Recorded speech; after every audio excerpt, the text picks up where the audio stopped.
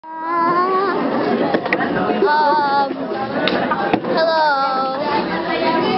Salamat sa lahat. Yun lang. Thank you. Mga minamahal naming tagapayo, naalala mo po ba nung kumakain pa kayo, nalalasahan mo pa ba yung mga masasarap na putahe kagaya ng aming mga ngiti? Maraming salamat nung pinapasok mo kami sa iyong silid-aralan para turuan at disiplinaan ng tamang asal.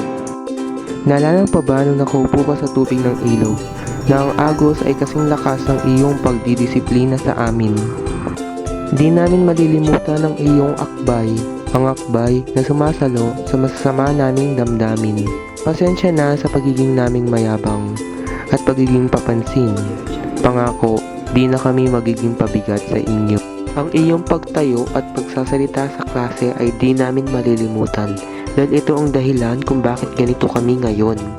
Kami ay taas noong nagpapasalamat sa inyong pagmamahal sa amin. At maraming salamat nang dahil sa inyo payapa ang aming klase.